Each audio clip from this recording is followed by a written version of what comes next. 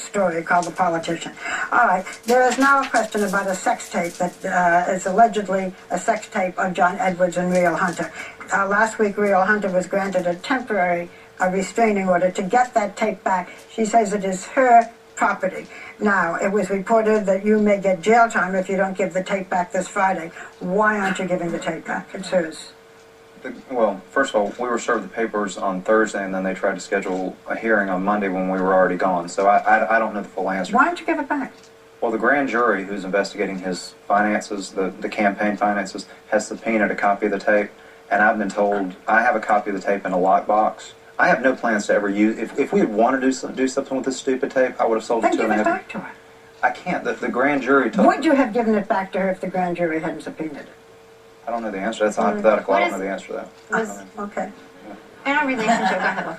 I was just going to say, because I think you want people to understand that you are altruistic about your relationship with him. But do you not see that you holding on to the tape seems a little dicey? I understand that, but I also want people to understand, at the point that this all broke apart, we had very little to collaborate our version of the story, and we were up against some very powerful people. Oh, go ahead. I'm just out of curiosity. John Edwards, is he in love with Riel? Are they still together? What's the status right now? It's been mine. I believe that they love each other. I believe he also loves Elizabeth. Just a funny way of showing it, or? Wow. He thinks he's entitled. One is about sex. Are they together? Are they together right now, Riel and John? I haven't spoken to him in several months, so I don't know the answer to that. He has completely cut you off, I take it. And you him? Yes. Yes? How's your family dealing with this? Because you have kids who can actually read the newspapers and stuff now. The blessing about this is that our family came closer. Sherry is the most wonderful mom in the world. She's a pediatric nurse. She insulated the kids, and we are stronger than we have ever been. Why didn't you leave him? I mean, at what point? Well, I don't know. That's why I'm asking. I know this is very hard for you. Yeah. I know it is. And I know you love him.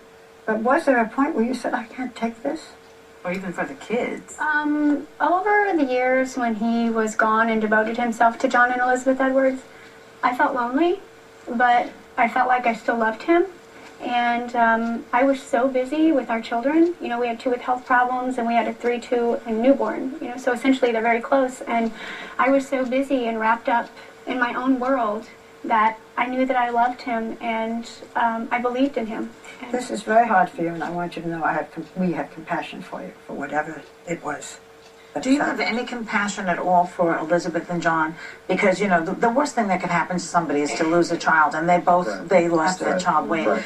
Do you feel anything for that? When I hear the names being called Elizabeth Edwards, that she's, what did you call her, a harridan?